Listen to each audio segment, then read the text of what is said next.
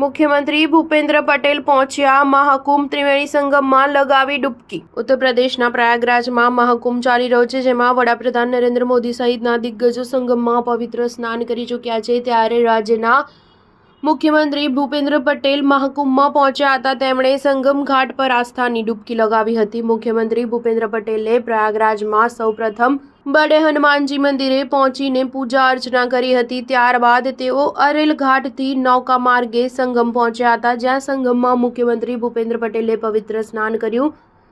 ત્રિવેણી સંગમ ખાતે પવિત્ર સ્નાન કરીને અર્ધ અર્પણ કર્યું। મહાકુંભની વ્યવસ્થા અંગે મુખ્યમંત્રી ભૂપેન્દ્ર પટેલની મીડિયા સાથે વાતચીત કરી કહ્યું કે ખૂબ જ સુંદર વ્યવસ્થા છે, ક્યાંય કોઈ તકલીફ નથી આવી રહી, કોઈને તકલીફ નથી આવી રહી। સફાઈની લઈને તમામ વસ્તુ ખૂબ સુંદર છે। મને સ્નાન કરવાનો મોકો મળ્યો, ખુદને ધન્ય અનુભવું છું। આસ્થાના કેન્દ્ર ત્રિવેણી સંગમમાં સૌ લોકો સ્નાન કરીને ધન્યતા અનુભવી રહ્યા છે, સૌ માટે સુખ માંગ્યું છે।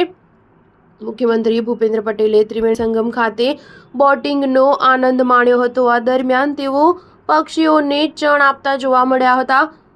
મુખ્યમંત્રી ભૂપેન્દ્ર પટેલે પ્રયાગરાજમાં બડે હનુમાનજીના દર્શન કર્યા હતા, જેની તસવીરો શેર કરતા મુખ્યમંત્રીએ એક્સ પર લખ્યું હતું કે પ્રસિદ્ધ યાત્રાધામ તીર્થરાજ પ્રયાગની ભૂમિ ઉપર બડે હનુમાનજીના દર્શન તથા પૂજનનું સદભાગ્ય પ્રાપ્ત થયું। રાજ્યની સર્વાંગી ઉન્નતિ અને સમૃદ્ધિ હેતુ નિજ મંદિરે પ્રાર્થના કરી। સ્ટાર ન્યૂઝ 7 હંમેશા સચ્ચાઈની સાથે।